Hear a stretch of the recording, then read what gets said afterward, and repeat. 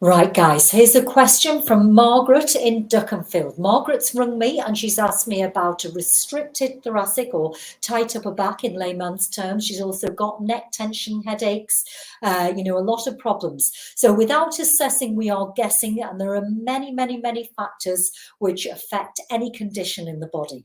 That be mentally, spiritually, physically, emotionally. But today we're going to look at a restricted thoracic. So I've got one of my teachers here, and Paul's kindly donated his body today so that I can measure him, and we're going to see where the restriction is. Now, this is so important. So when I watch clients move, I can usually see if there's a restriction in shoulder flexion. So this is shoulder flexion.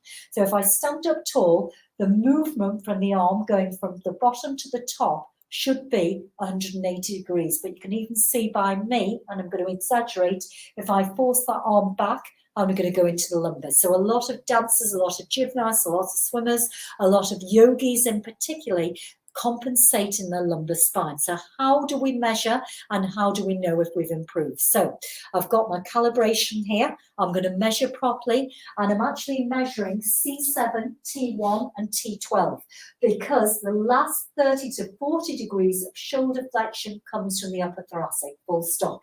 So that means when anybody moves their arm, if there's restriction in the arm, it will. That means there's restriction in the upper thoracic, and the compensatory patterns will go somewhere. I've seen it in clients with wrist problems, shoulder problems, elbow problems, and lower back. So I've already checked these on the wall to check they're straight. So I'm going to put one ready there on the C7. That's it. Good. Yeah, that's it. Good.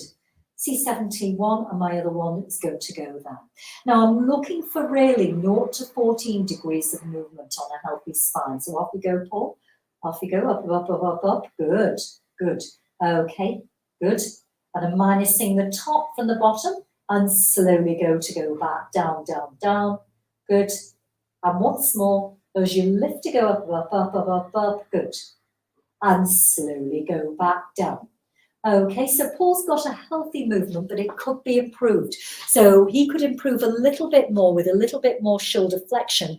And we are going to work on his thoracic in order to release the shoulder flexors. So if you feel you've got a spinal issue, which you want a little bit more depth and thought about, and you wonder if my method of treatment may help you, do get in touch and get yourself booked in for a consultation. Be prepared to work, because if I'm just treating you, I'm doing the work, and I am going to make you do some work and exercises, and plus look at diet and lifestyle in return to get a healthy, optimal spine.